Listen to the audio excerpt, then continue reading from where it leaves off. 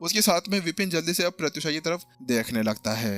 लेकिन जब वो उसकी तरफ देखता है तो वो पाता है कि प्रत्युषा अपने चेहरे के ऊपर एक हल्की सी मुस्कान के साथ में उसको देखती है और उसके बाद में गर्दन को ऐसे घुमा लेती है और दूसरी तरफ निगाह कर कर यहाँ पर हंसने से लगती है। वह यही कह रही थी कि ये आपकी गलती है, इसको आपको सुधारना चाहिए। मैं तो यहाँ पर कुछ भी नहीं हूँ, मेरे को तो माफ करना, मैं इससे बिल्कुल ही अलग हूँ। आपने जो यहाँ पर बोया है ना उसको खुद ही काटिए, जो आपने रायता फैलाया है उसको खुद ही साफ कीजिए। यहाँ पर प्रत्युषा ने सीधा उसके मुंह के ऊपर ही मना कर दिया था।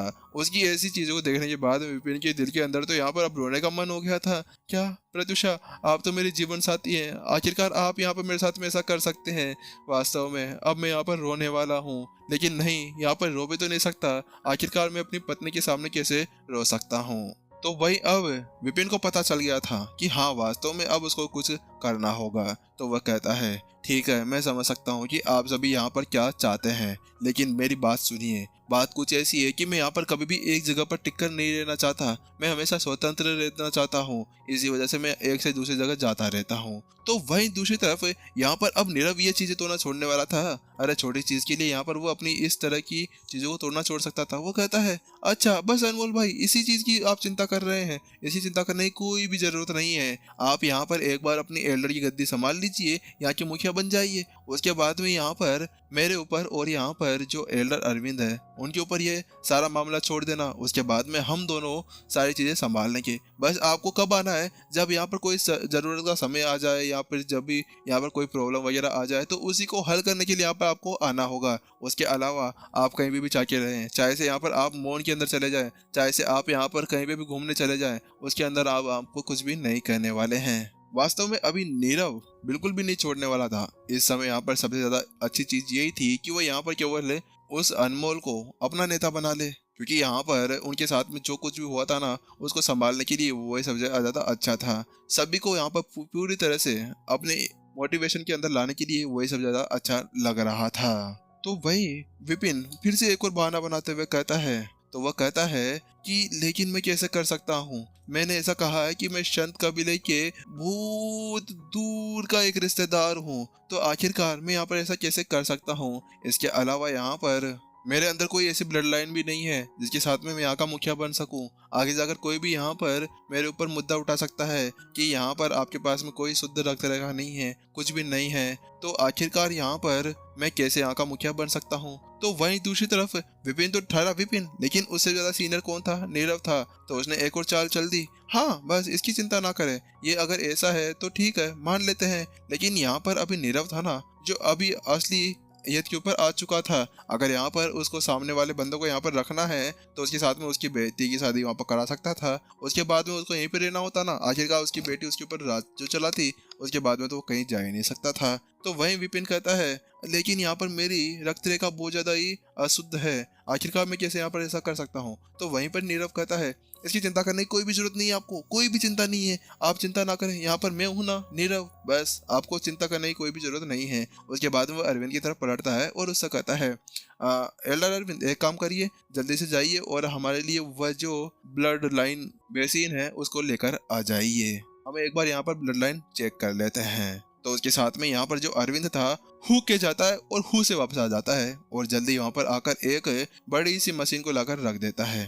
ये क्या है। तो वहीं दूसरी तरफ विपिन पूरी तरह चौंक जाता है, क्योंकि उनकी इस तरह की हरकतों को देखने के बाद विपिन समझ चुका था कि अब ये यहाँ से उसको बिल्कुल भी नहीं जाने देने वाले हैं। तो वहीं दूसरी तरफ यहाँ पर नीरव समझाता है अच्छा ये संत कबीले की एक खून नापने वाली मशीन है, बस आपको एक बूंद टपकानी है इस नली के अंदर, उसके बाद में ऑटोमेटिक आपके खून की जांच यहाँ पर कर ली जाएगी। और इसके अलावा यहाँ पर केवल आपको एक अंक की अर्जित करना होगा।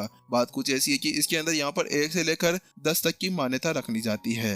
अगर आपके पास में 10 की मान्यता है तो इसका मतलब है कि यहाँ पर आप संस्थापक के बराबर हैं, और अगर यहाँ पर आप 1 से 3 तक भी ले आते हैं तो उसके साथ में यहाँ पर आप बड़े परिवार के अंदर मान लिए जाएंगे। और हाँ, अगर यहाँ पर आप नए हैं और आप पार्षद परिवार के अंदर से हैं तो इसी वजह से अगर आप एक ही ले आए ना तो उसके अंदर हमारा काम हो जाएगा, उसके बाद में आप यहाँ पर हमारे मुखिया बन सकते हैं। बाकी सब तो यहाँ पर मैं चीटिंग वीटिंग करके आपको बना दूंगा, चिंता ना करें, क्योंकि अनमोल भाई हम जानते हैं कि आप प्रतिभाशाली व्यक्ति हैं, आपने सीलिंग की टेक्निक को यहाँ पर सीख लिया है, इसी वजह से आप आराम से यहाँ पर कुछ भी कर सकते हैं। और अगर एक संख्या भी आई तो उससे भी कोई ज्यादा फर्क नहीं पड़ता है। वही विपिन यहाँ पर फिर से चौंक जाता है, ये क्या है, आखिरकार क्या इन्होंने पूरी पूरी लिस्ट, पूरी स्क्रिप्ट बना कर रखी है कि यहाँ पर मैं जो कहूंगा ये वो बोल देंगे, जो मैं नहीं कहूंगा वो ये भी बता देंगे। ये वास्तव में पूरी तैयारी के साथ में यहाँ पर बैठे हुए हैं। तो वही विपिन कहता है, अच्छा ठीक है, लेकिन मैं आपको पहले बता देता हूँ कि यहाँ पर अगर मेरे अंदर बिल्कुल भी शुद्ध रक्त रेखा नहीं आई तो उसके बाद में आप में से कोई भी मेरे को ये नहीं कहेगा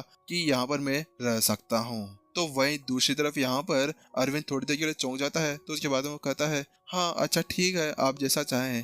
लेकिन वहाँ पर अरविंद के दिमाग के अंदर कुछ और भी चीजें चल रही थी। तो उसके बाद में अरविंद कहता है कि यहाँ पर एल्डर अनमोल, जल्दी से आप अपने एक खून की बूंद वहाँ पर टपका दीजिए। तो नीरव भी उसकी तरफ देखने लगता है, हाँ अनमोल भाई, एक बार आप अपनी खून की बूंद टपकाए तो सही। तो उसके साथ में विपिन कहता है, ठीक है, जैसा आप चाहें। वैसे भी यहाँ पर विपिन को पूरा यकीन था कि वो यहाँ पर शेन कबीले के अंदर से था, तो संत कबीले की रक्त रेखा यहाँ पर उसके अंदर क्या कर सकती थी। तो उसके बाद में वह आंगुली के अंदर एक सुई लेकर यहाँ पर खून की बूंद उसके अंदर टपका देता है।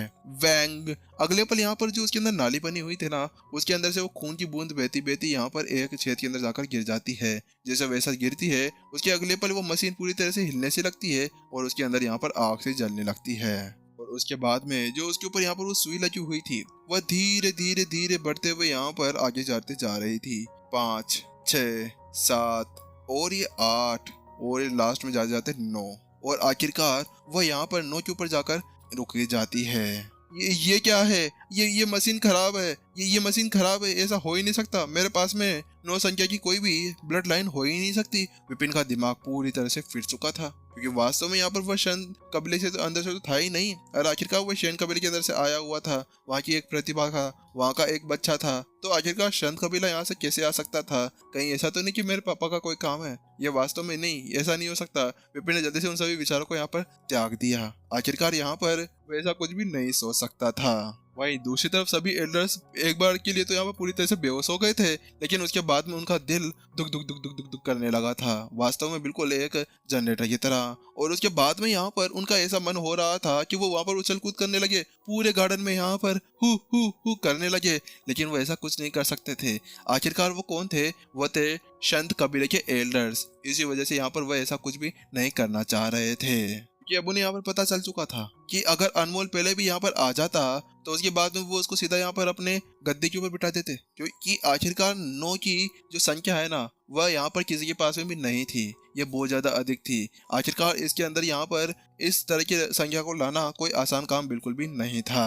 वहीं यहाँ पर अब नीरव बिल्कुल भी समय नहीं गवाता है और जल्दी से फिर से धड़ाम से जमीन के ऊपर बैठ जाता है, क्योंकि यहाँ पर वो इसका फायदा उठाना चाह रहा था। आखिरकार सामने वाले को बोलने का वो बिल्कुल भी नहीं देना चाह रहा था।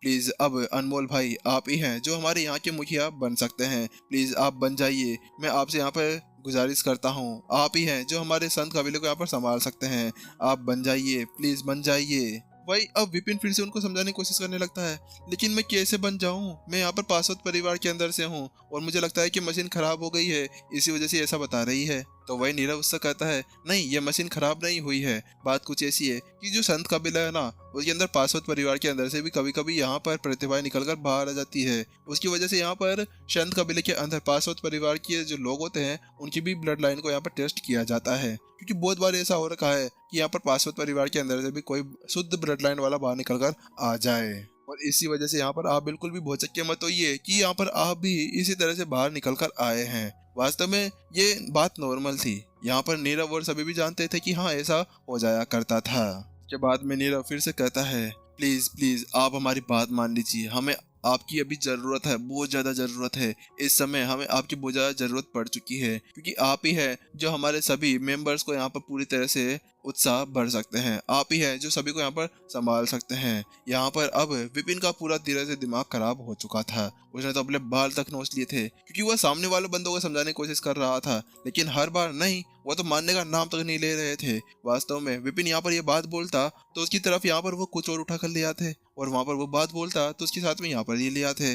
तो आखिरकार अब विपिन अपना माथा पकड़ लेता है और उन सभी से कहता है, बस बहुत हुआ, अब आप लोग मेरी बात सुनिए। बात कुछ ऐसी है कि यहाँ पर जो मैं आने का एकमात्र कारण है ना, वो ये है कि जो मेरे पास में सीलिंग की टेक्निक है, जो सीलिंग की कला है ना, उसको मैं आप सभी को यहाँ पर सिखाने के लिए आया हुआ था। इसी वजह से यहाँ पर मैं घूम रहा था, लेकिन आप सभी यहाँ पर मेरी बात मानने का नाम तक नहीं ले रहे। लेकिन जिससे पहले कि वो अपने शब्द पूरे कर पाता, उससे पहले ही धड़ाम एक आवाज सुनाई देती है और वह देखता है कि यहाँ पर एक लड़का, जो लड़का कोई और नहीं था, वह हर्षित था। एक दृढ़ संकल्प के साथ में कहता है, टीचर, मैं आपका एक स्टूडेंट बनने के लिए तैयार हूँ। हर्षित अपने टीचर को यहाँ पर सम्मान देते हुए।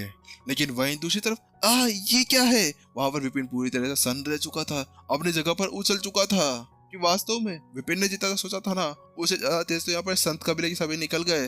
हर एक वार यहाँ पर सोच समझ कर किया करते थे, हर एक वार के साथ में कुछ ना कुछ उड़ाया करते थे। क्या अचानक से यहाँ पर मेरे को अपना टीचर स्वीकार करना, क्या ये ठीक रहेगा? यहाँ पर विपिन ने उससे कहा। लेकिन उसके साथ में एपिसोड भी यहीं पे खत्म हो गया। और गाइस, लाइव का वेट करना, क्योंकि कल हम लोग 7 बजे लाइव आ रहे हैं। तो गाइज वहाँ पर थोड़ी बातें भी हो जाती है, थोड़ी हेल्प भी हो जाती है, और इसी वजह से आप लोग आ जाया करो। चलिए फिर हम लोग जल्द ही मिलते हैं नेक्स्ट एपिसोड के अंदर। स्टोरी हैप्टिक्स के ऊपर नए हैं, चैनल को सब्सक्राइब कर जरूर जाएं।